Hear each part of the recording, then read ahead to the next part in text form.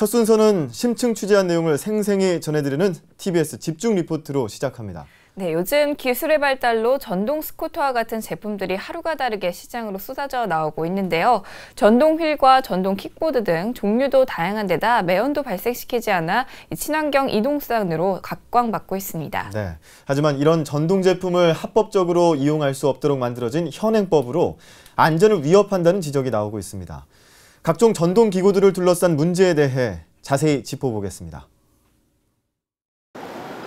바퀴 하나에만 의지한 채로 360도 회전을 하고 제법 빠른 속도로 공원 곳곳을 누빕니다. 전기 배터리로 움직이는 이런 제품들은 탑승자의 무게 중심에 즉각적으로 반응해 움직입니다.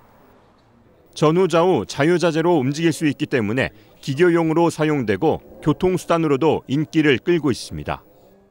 자전거나 스쿠터 이런 제품에 비해서 우선은 서서 타는 제품들이 주로 많이 있습니다. 그렇기 때문에 고객분들이 타실 때 훨씬 더 스릴감도 있고 즐거움을 더 많이 느끼시는 것 같습니다. 일부 제품은 휴대도 가능하기 때문에 출퇴근에 이용하는 경우도 늘고 있습니다. 이제 버스 탈 때도 휴대가 간편해갖고 출퇴근용으로 많이 쓰고 지하철도 탈 수 있고 그리고 대리기사님들은 이제 대리운전하면서 그 장거리를 이동해야 되는데 그럴 때 많이 사용을 하고요.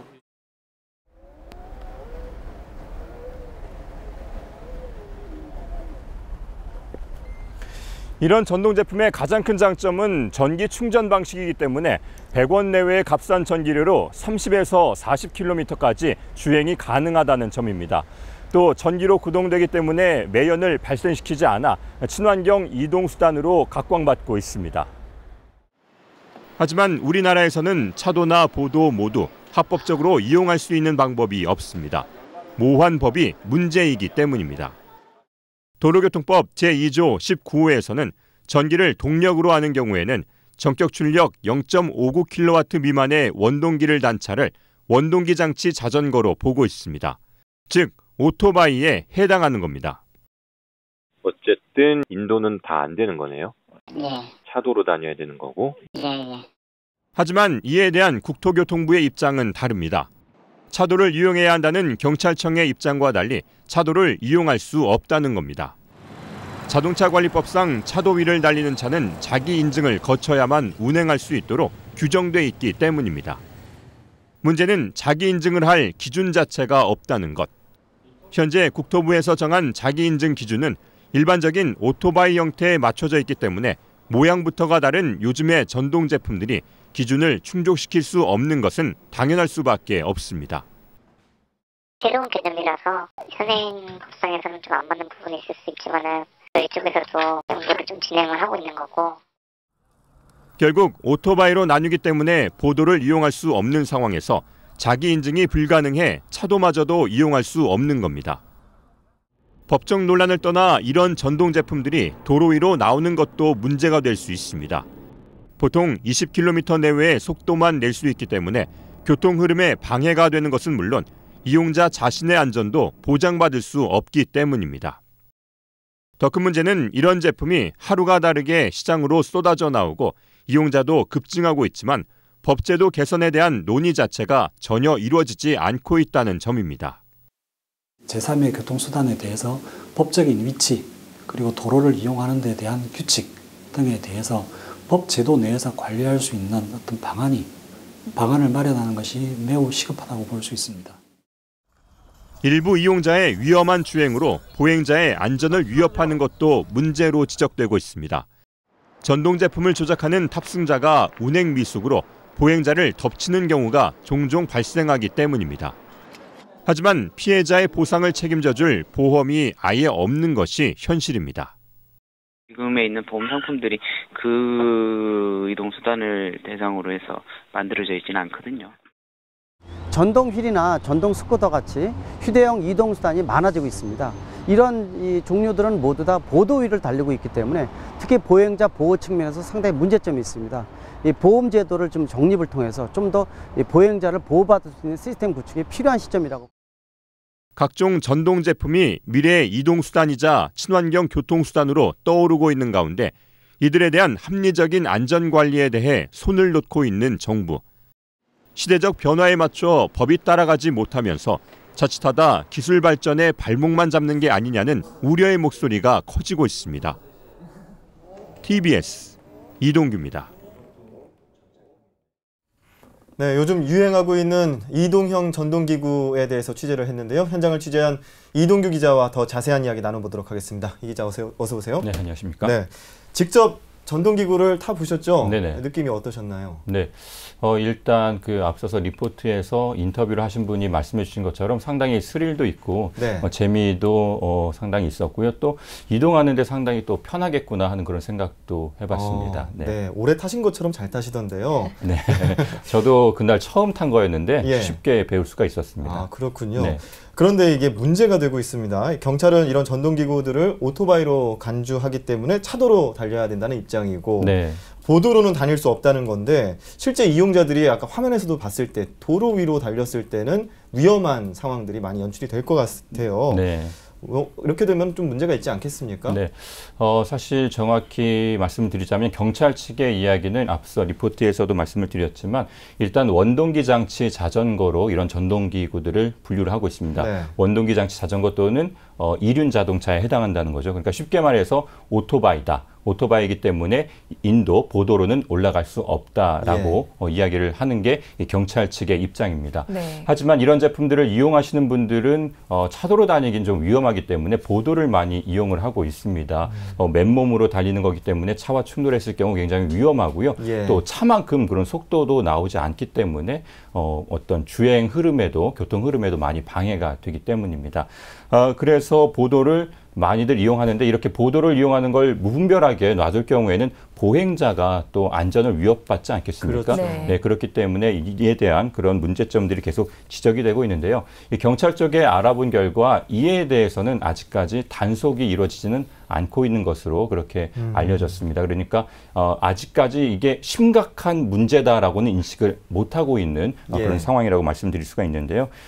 이런 전동기구를 이용하시는 분들이 현실적으로 또 합법적으로 우리가 자전거 전용 도로를 좀 이용할 수 있게 해달라라고 그렇게 이야기를 하고 있습니다. 그게 서로의 안전을 위해서도 가장 좋겠다라는 그런 이야기인데요. 하지만 이렇게 하기 위해서는 법적인 제도를 바꾸는 거에 앞서서 또 이용자들 그러니까 이런 사회적 합의도 필요하다는 그런 이야기들이 나오고 있습니다. 이 자전거를 이용하시는 분들의 이야기를 들어보도록 하겠습니다. 예. 여자분들 보면은 좀 많이 휘청휘청 하시더라고요. 좀 위험해 보이죠. 아무래도 연습을 좀 많이 한 다음에 이렇게 이런 데 나오면은. 네, 말씀을 듣고 보니까 미숙한 이 전동기구 이용자들이 자전거 도로에 들어온다면 또 상당히 위험해질 수도 있겠다 이런 생각도 드는데요. 만약에 사고가 난다면 어떻게 처리가 되나요? 네, 앞서 말씀드렸듯이 도로교통법상 사실상 오토바이에 해당이 되기 때문에 만약에 이것을 이용하다가 사람을 칠 경우에는 차와 사람의 사고로 그렇게 간주가 됩니다. 네. 그리고 중요한 것이 면허, 자동차 면허를 갖고 있느냐는 건데요.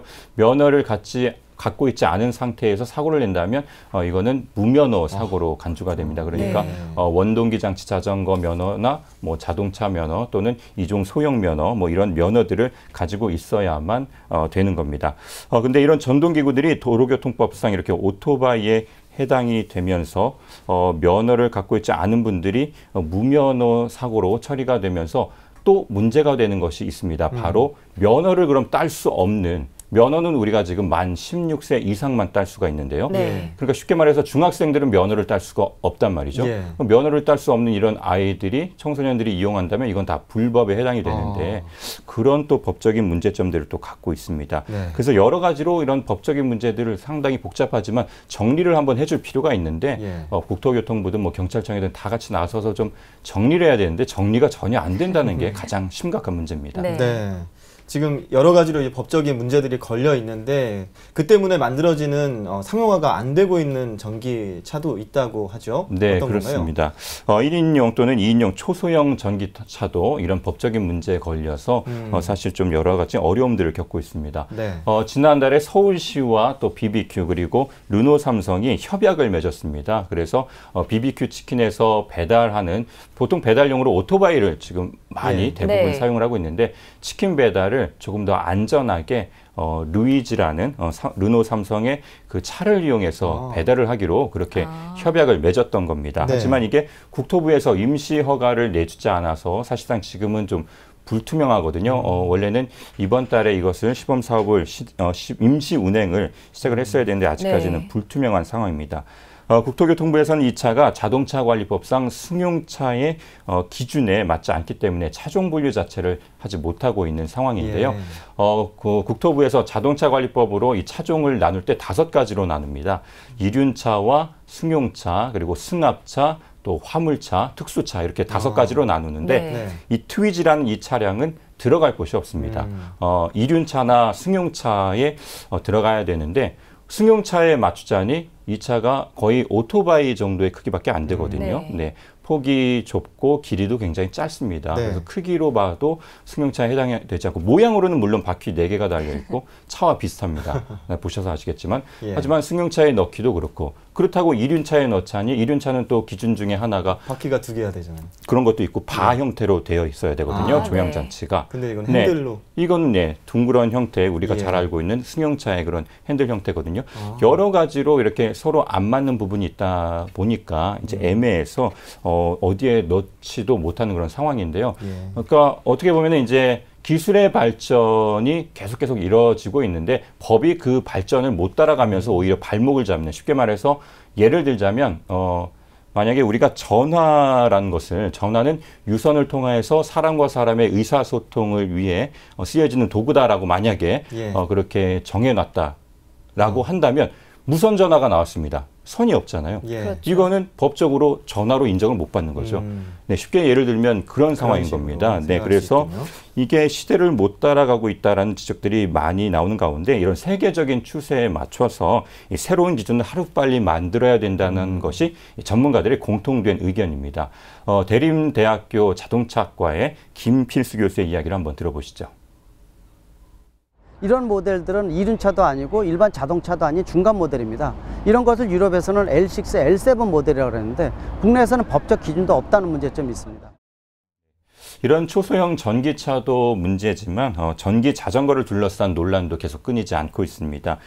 이 전기 자전거도 마찬가지로 전기 동력을 사용하기 때문에 자전거로 인정받지 못하고, 그래서 자전거 전용 도로도 들어가지 못하고 또 면허가 있어야만 이용을 할 수 있습니다. 그러니까 이것도 중학생들도 만약에 이용을 한다면 불법이 되는 거죠. 그렇기 때문에 이런 것들을 좀 현실적으로 바꾸자라는 논의는 좀 있었습니다. 그래서 5년 전에 이런 법률들을 개정하자는 그런 법률안이 발의가 됐지만 5년째 국회에서 계류된 그런 상태입니다. 네. 요즘 뭐 미세먼지다, 뭐 대기질 문제다 해서 친환경이 각광받고 있고요. 친환경 자동차도 나오고 있는데, 그렇기 때문에 이런 친환경 전기차들이 갈수록 늘어나야 되겠고, 그렇죠. 늘어나고 있는 추세죠. 하루빨리 이런 법적인 제도가 마련이 돼야 되겠습니다. 오늘 말씀 잘 들었습니다. 네, 고맙습니다.